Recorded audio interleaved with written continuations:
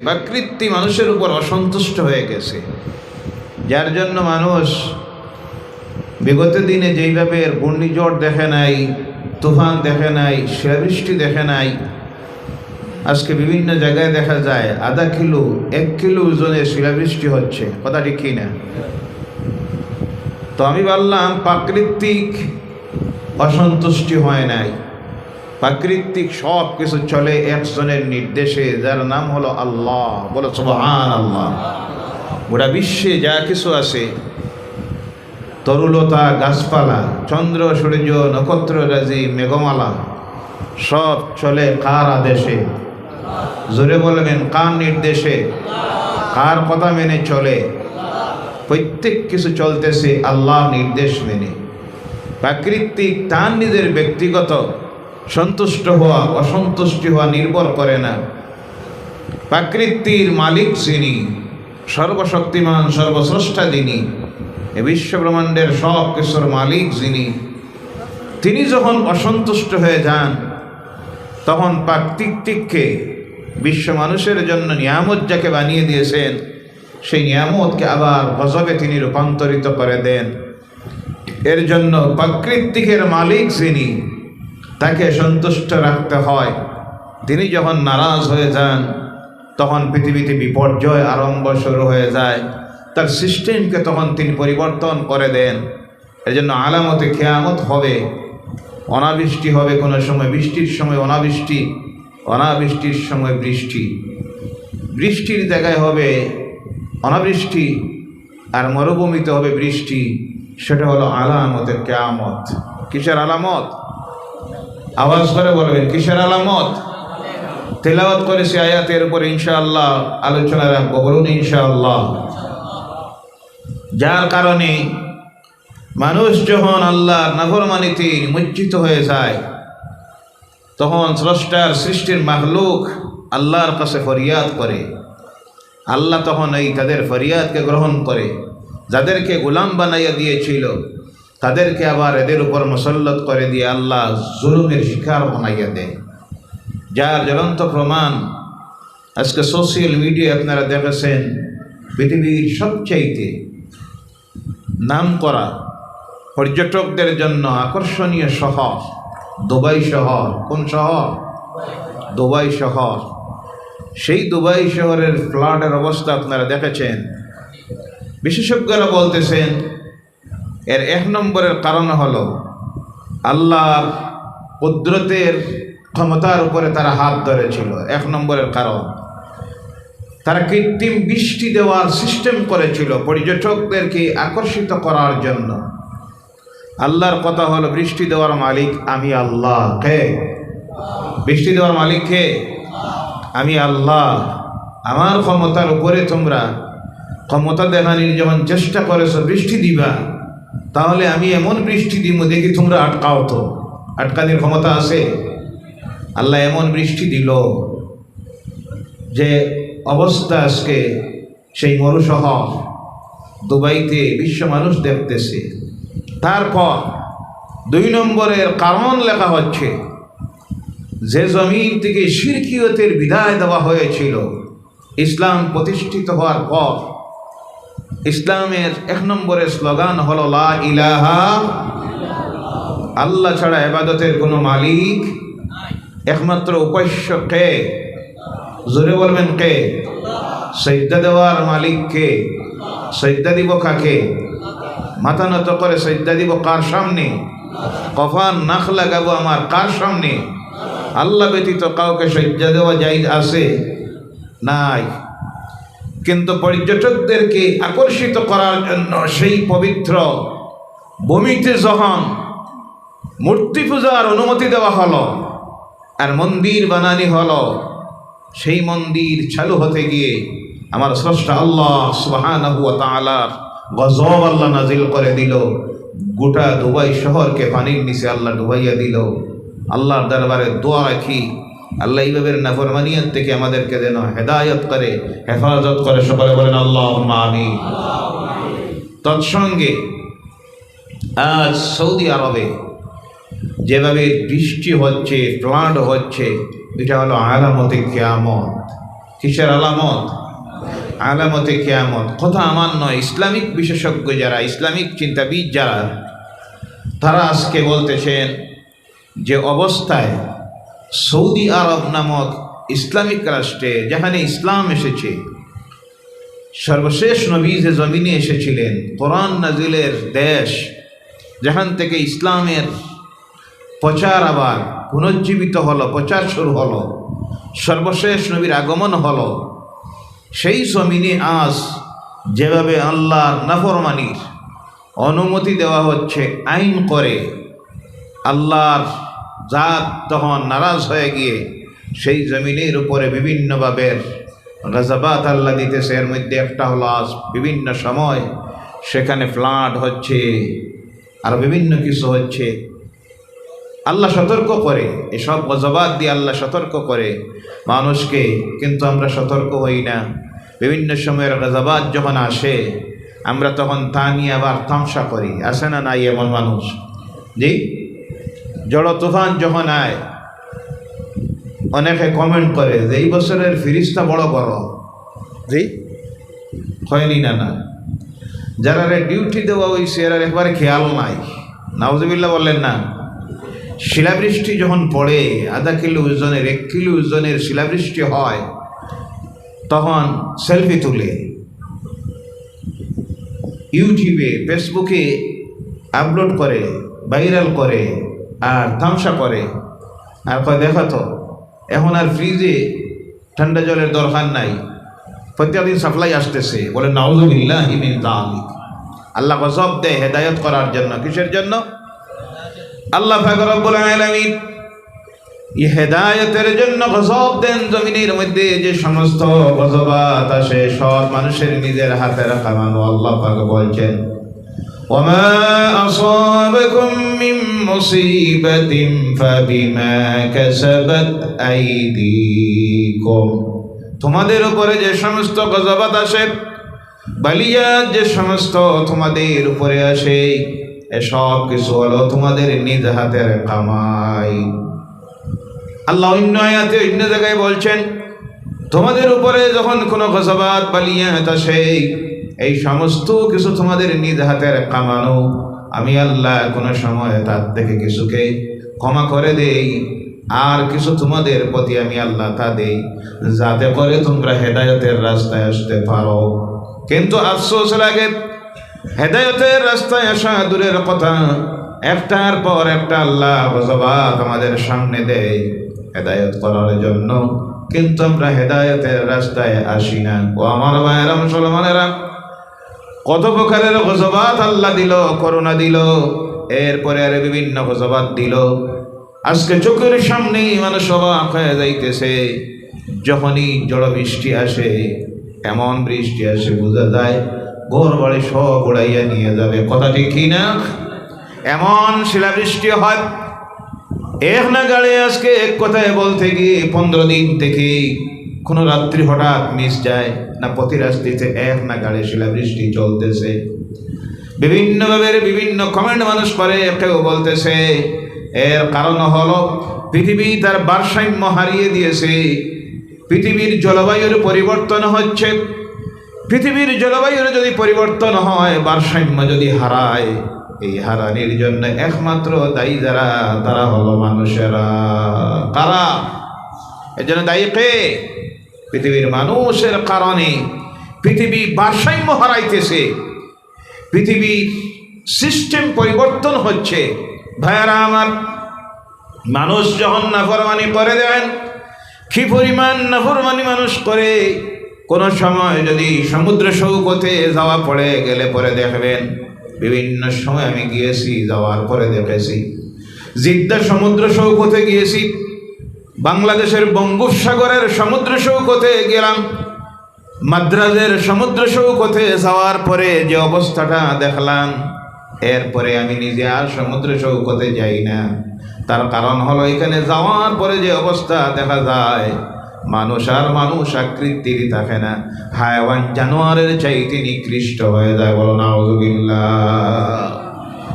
নিজের বান্ধবী নিয়ে সমুদ্র সৈকতে গিয়ে এক কথায় উলঙ্গ হয়ে গোসল করতেছে, বলেন নাউজুবিল্লাহ। নিজের স্ত্রীকে নিয়ে সমুদ্র সৈকতে গিয়ে হাজার মানুষের সামনে স্নান করতেছে, গোসল করতেছে, নাউজুবিল্লাহ বললেন না। এইভাবে সমুদ্র সৈকতে যাওয়ার পর দেখলাম ছোট ছোট খুঁড়ে ঘর অনেক গলি। একজন গাইডকে জিজ্ঞাসা করলাম যে এই ঘরগুলি কি জন্য? বলল, আপনাকে বলতে আমার লজ্জা হয়, এখানে ভদ্র ঘরের মানুষেরা এসে সমুদ্র সৈকতে আর আসার পরে তারা সেখানের মধ্যে যৌন মিলনে লিপ্ত হয়। বলো নাউজুবিল্লাহ, নাউজুবিল্লাহি মিন যালিক। মুসলমানও যায়, অগণিত মুসলমানরা সেখানে গিয়ে এইভাবে কাজ কর্মগুলি করে। তখন সমুদ্রের সহ্য হয় না এই নাফরমানি দেখে, আল্লাহর কাছে আরজ করে, আল্লাহ, এগুলি তো মানুষ যারা আজকে দেখা যাইতেছে, যাদের চরিত্র অবস্থা দেখে শয়তানের শরম লাগে। শয়তান মনে মনে হয়, আল্লাহ, আমি তো শয়তান হইয়া এদের চাইতে বহুত ভালো আছে, কথাটি কি না?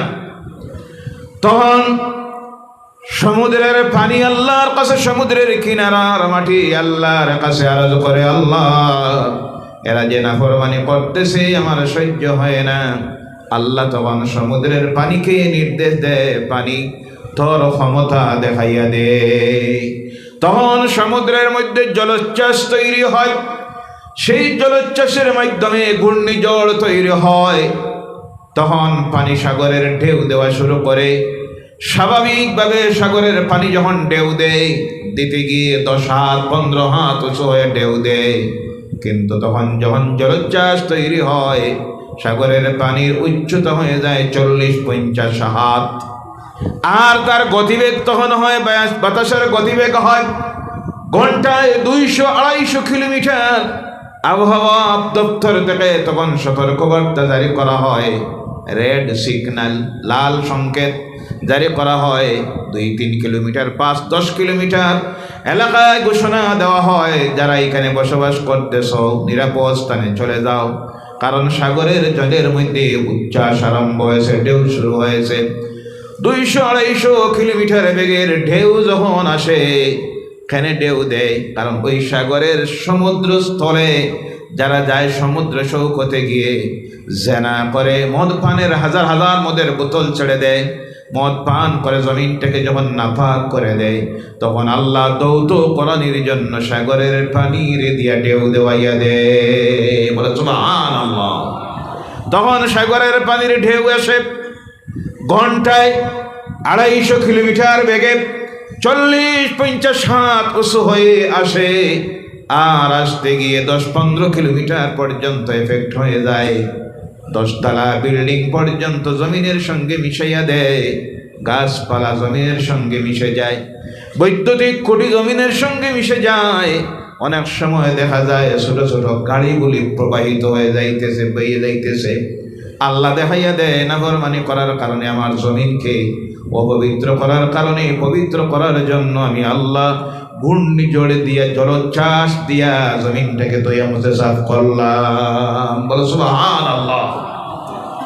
এর কারণে আল্লাহর জমিনে যখন পাপাচার বেড়ে যায়, তখন আল্লাহর জাত বিভিন্নভাবে গজবাত দেয়, দিয়ে তার জমিনে যারা আছে তাদেরকে হেদায়েতের রাস্তায় আনতে চায়। আর জমিনটাকে আল্লাহ তখন পবিত্র করার জন্য কোনো সময় গোটা জমিনটা উল্টাইয়া নাপাক জমিনটার নিচের দিকে নেয়, আর নিচের পবিত্র জমিনকে আল্লাহ উপরের দিকে তুলে। আর তুলতে গিয়ে যে সিস্টেমটা আল্লাহ করে তার নাম হলো ভূমিকম্প। কোনটা? ভূমিকম্প। আবার কোনো সময় আল্লাহ ফ্লাড দেয়, দিয়ে তার জমিনটাকে তখন আল্লাহ পবিত্র করে। ও মুসলমানেরা, আজকে এই জমিনের মধ্যে আপনারা ইনসাফের সহিত বলুন, আল্লাহর এমন কি কোনো নাফরমানির কাজ বাকি আছে? জি, কোনোটা বাকি আছে? একটাও বাকি নাই। মদ চলতেছে, আছে না নাই? কথা বলবেন, আছে না নাই? সুদ আছে না নাই? কথা বলেন না আপনার। সুদ আছে না নাই? ঘরে ঘরে ঢুকতেছে, আছে না নাই? সুদ হালাল না হারাম? আওয়াজ করে বলেন, হালাল না হারাম? আল্লাহ বলছেন, আহাল্লাল্লাহুল বাই'a ওয়া হারামার রিবা, তোমাদের জন্য ব্যবসাকে হালাল করলাম আর সুদকে হারাম করে দিলাম। তা কিয়ামত পর্যন্ত হারাম হারাম কোনোদিন আর হালাল হওয়ার সম্ভাবনা নাই। সুদ হালাল না হারাম? আওয়াজ করে বলবেন, হালাল না হারাম? হারাম। ঘরে ঘরে চলতেছে। ও মুসলমানেরা, জিনা আজকে ঘরে ঘরে চলতেছে। বেপরদায়ী দিন দিন বাড়তেছে না কমতেছে? জি, কথা বলেন না আপনারা? বেনামাজির সংখ্যা বাড়তেছে না কমতেছে? জি। মিথ্যাবাদীদের সংখ্যা বাড়তেছে না কমতেছে? মুনাফিকের সংখ্যা বাড়তেছে না কমতেছে? বুট আইলে বাড়ে না কমে? বাড়ে। ভাইয়েরা আমার, মুনাফিকের সংখ্যা বাড়তেছে, সুদখোরের সংখ্যা বাড়তেছে, মিথ্যাবাদীর সংখ্যা বাড়তেছে, পরনিন্দাকারীদের সংখ্যা বাড়তেছে, খাদ্যে ভেজাল দেওয়ার সংখ্যা বাড়তেছে, চুগলখোরের সংখ্যা বাড়তেছে। অর্থাৎ যতই আল্লাহর নাফরমানি বাড়তেছে, আল্লাহ পাক তখন এই দুনিয়ায় গজব দিতেছে একটার পর একটা, যেটা মানুষ কোনোদিন কল্পনা করতে পারে নাই। করোনা নামের ভাইরাস আল্লাহ দিল, এরপরে একটার পর একটা আল্লাহ দিতে আসে। কিন্তু আমরা হেদায়েতের রাস্তায় আসতেছি না। আল্লাহ আমাদেরকে হেদায়েতের রাস্তায় আনার জন্য এইভাবে গজবাত দেয়, আর আরেকদিকে গজবাত দেয় আমাদের ইমানের পরীক্ষা নেওয়ার জন্য। কিসের জন্য? ইমানের পরীক্ষা নেওয়ার জন্য। এর জন্য আল্লাহ বলছেন, وَلَنَبْلُوَنَّكُمْ بِشَيْءٍ مِّنَ الْخَوْفِ وَالْجُوعِ وَنَقْصٍ مِّنَ الْأَمْوَالِ وَالْأَنفُسِ وَالثَّمَرَاتِ وَبَشِّرِ الصَّابِرِينَ الَّذِينَ إِذَا أَصَابَتْهُم مُّصِيبَةٌ قالوا إنا لله وإنا إليه راجعون الله أكبر ولنبلونكم بشيء من الخوف আমি তোমাদেরকে পরীক্ষা করব কোনো সময় ভয়ের মধ্যে ছেড়ে দিয়া, আর কোনো সময় তোমাদেরকে ক্ষুধার মধ্যে ছেড়ে দিয়া, কোনো সময় তোমাদের নিজের নফসের মধ্যে ক্ষতিগ্রস্ত করাইয়া, কোনো সময় তোমাদের মালের মধ্যে আওলাদের মধ্যে ক্ষতিগ্রস্ত করাইয়া আমি আল্লাহ তোমাদের পরীক্ষা নিব। এই পরীক্ষাটা আল্লাহ যাদের নিবে তারা অন্যান্য যারা, তাদের পরীক্ষা নেওয়া হবে না। কোনো কাফেরের পরীক্ষা নেই, কোনো মুশরিকের কোনো পরীক্ষা নেই, ইহুদির নাসারার মুনাফিকের পরীক্ষা নেই। পরীক্ষা আল্লাহ নিবেন যারা হলো ঈমানদার। কারা? পরীক্ষা নেওয়া হবে কার? ঈমানদারের পরীক্ষা আল্লাহ নিবেন। ও দুনিয়ার মুসলমানেরা, আজকে মুসলমানদের পরীক্ষা আল্লাহ পাক নিতেছেন বিভিন্নভাবে, আর তৎসঙ্গে আল্লাহ পাক গজবাত বালিয়াত দিতেছেন আমাদেরকে হেদায়েতের রাস্তায় আনার জন্য। কিন্তু আমরা হেদায়েতের রাস্তায় আসতেছি না। না আসার কারণ হলো আল্লাহর কালাম থেকে আমরা দূরে সরে গেছি। সবচেয়ে বড় যে জিনিসের অভাব আজকে মুসলমানদের মধ্যে দেখা দিয়েছে, সেটা হলো বিশ্ব মুসলমানের ঐক্যের অভাব। কোনটা?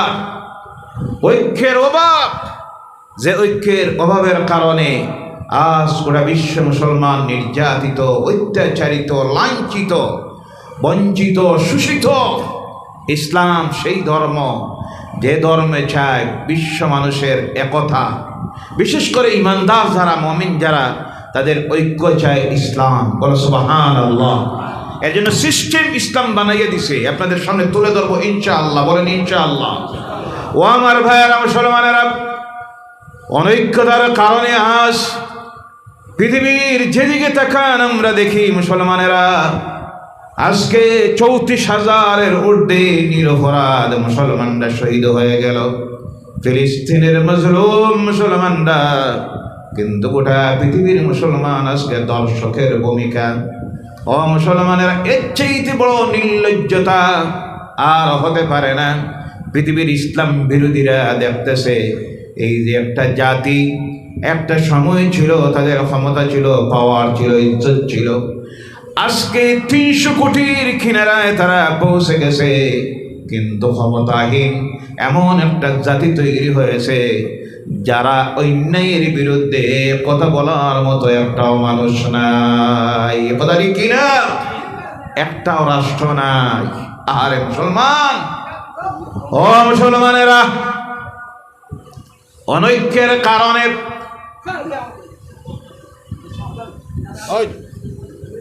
সুযোগ নিতেছে ইসলাম বিরোধীরা।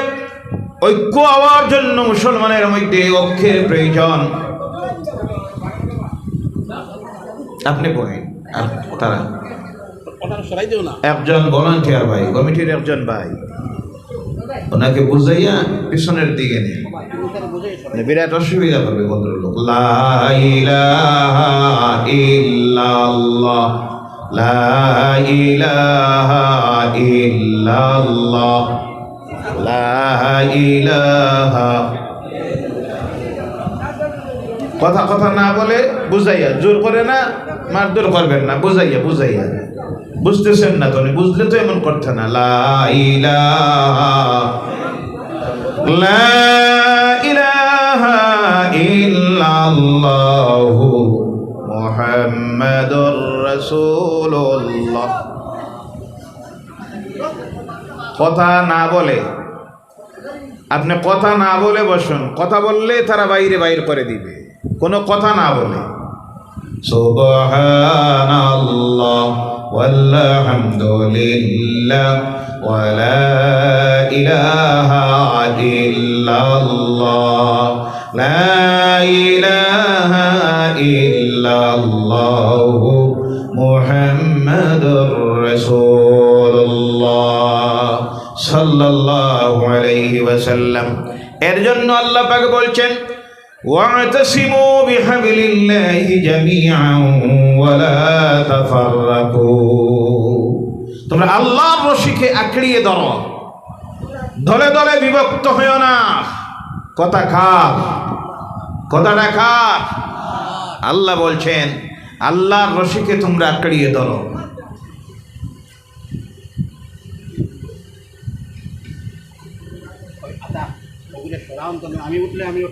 আল্লাহ পাক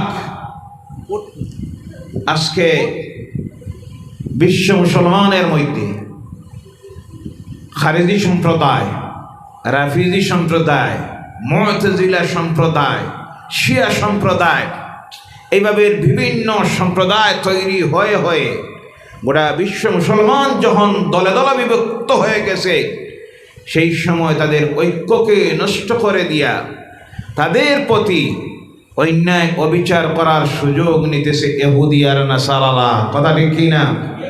এর জন্য আল্লাহ বলছেন, আল্লাহর রশিকে, এই দলে দলে বিভক্ত হওয়ার থেকে যদি বাঁচতে হয়, আল্লাহর রশিকে তোমরা আঁকড়িয়ে ধরো। মুফাসসিরিনে কেরাম সেই আয়াতের ব্যাখ্যার মধ্যে নিয়ে লিখতেছেন, আল্লাহর রশি কি? সে রশি তো হাট বাজারে মার্কেটে বিক্রি হয় না। আল্লাহর রশি হলো আল্লাহর কালাম কোরআনুল কারীমকে আঁকড়িয়ে ধরো।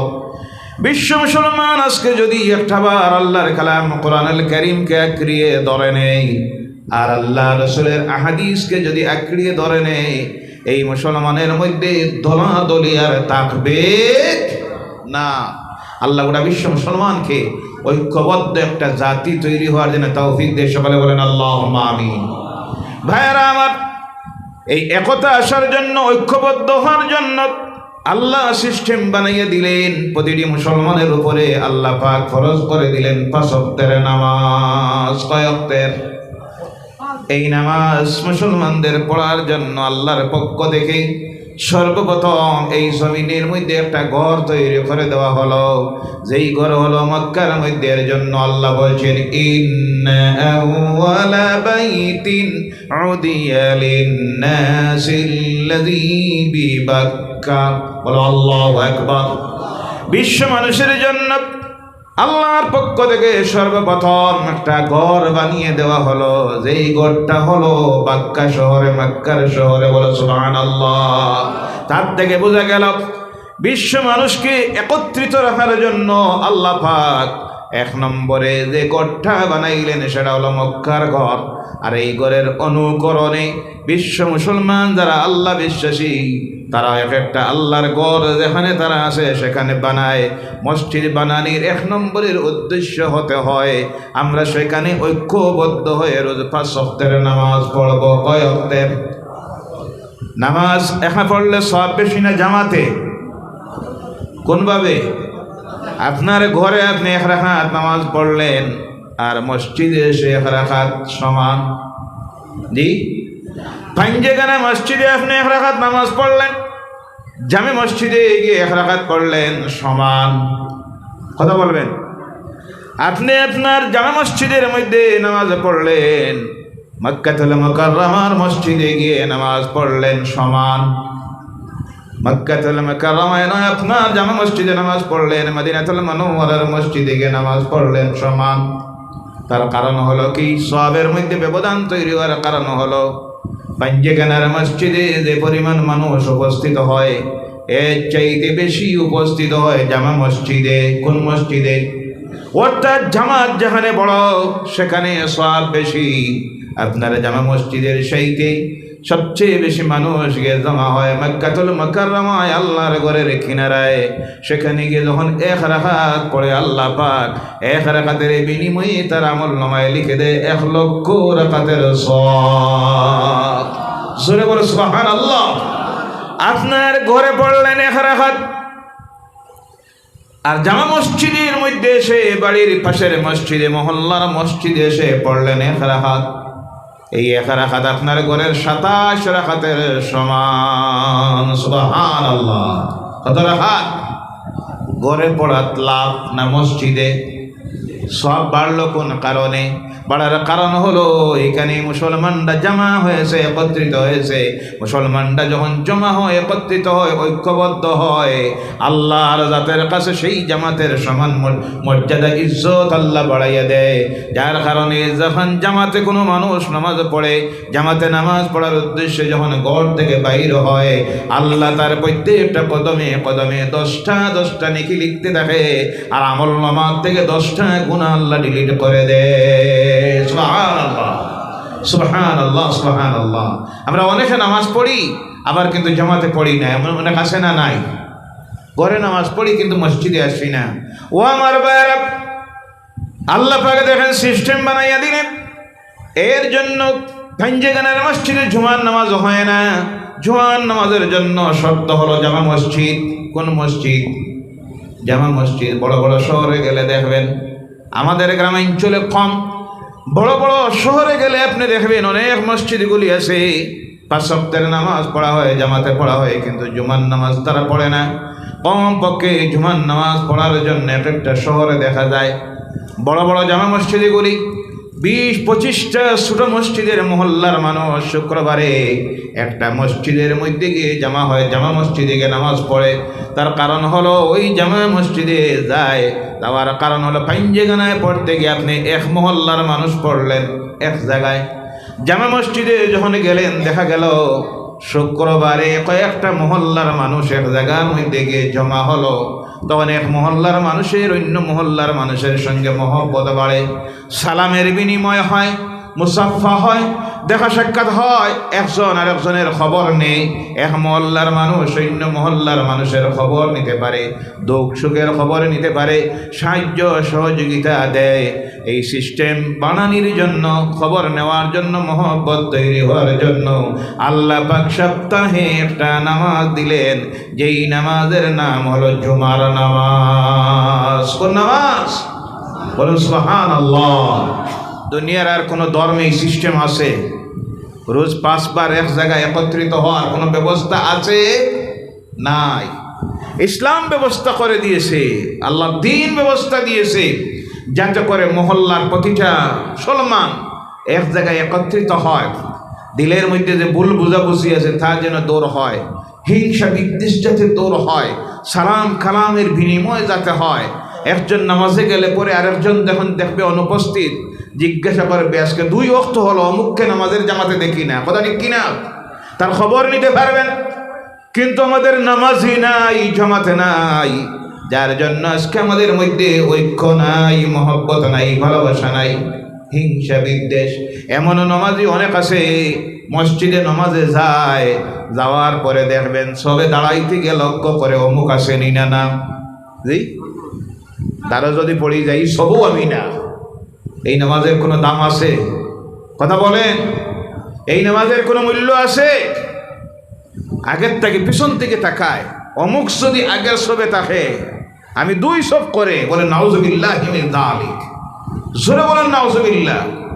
তবে হতে পারে সেটা তোমার ব্যক্তিগত কারণে নয়, আল্লাহর দ্বীনের জন্য, শরীয়তের জন্য যদি হয়, আপনি জানেন এই মানুষটা নাম করা মদখোর, এই মানুষটা সুদখোর, আপনি দেখলেন এটা যদি আমার কিনারায় দাঁড়ায়, এর কারণে হতে পারে আমার নামাজ কবুলও না হতে পারে।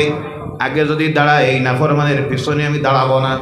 নফরত করার নিয়তে যদি হয় সেটা আলাদা ব্যাপার, কিন্তু তোমার পার্সোনালি ব্যাপারে তার সঙ্গে জমিনের ঝগড়া আছে, আইল ঠেলাঠেলির ব্যাপার আছে, রাজনীতির ঝগড়া আছে, এই কারণে যদি আপনি মসজিদে যাওয়ার পরে তার প্রতি আপনার হিংসার ভাব থাকে, মনের মধ্যে যদি ঘৃণা থাকে, নফরত থাকে, এই কারণে যদি আপনি তার সঙ্গে 3 দিনের ঊর্ধ্বে কথাবার্তা বন্ধ রেখে দেন, তোমার কোনো ইবাদতই আল্লাহর দরবারে কবুল হবে। কথা বোঝা গেছে? ও আমার ভাইয়েরা, ইসলাম ঐক্য চায়। এই ঐক্য দেওয়ার জন্য দেখেন আল্লাহ কি সুন্দর সিস্টেম করে দিলেন।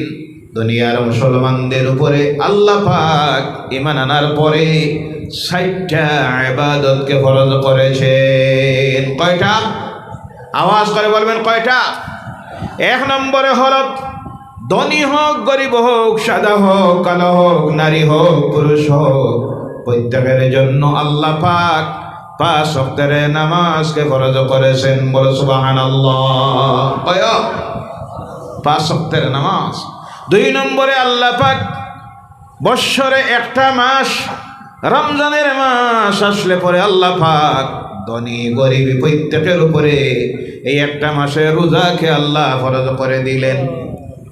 3 নম্বরে আল্লাহ ফরজ করে দিলেন নেশাব পরিমাণ মাল, যাদের 52.5 তোলা রূপার মূল্য অথবা 7.5 তোলা সোনার মূল্য যার কাছে আছে, তার নিত্য প্রয়োজন মিটাইয়া, তার নিজের প্রয়োজন মিটাইয়া, ঋণ শেষ করিয়া 1 বছর যদি তার কাছে দেখা যায় সেই পরিমাণ টাকা হাতে হোক, ব্যবসায় হোক, ব্যাংকে হোক থাকে, তাহলে সেই ব্যক্তির উপরে আল্লাহ যাকাতকে ফরজ করে দিয়েছে।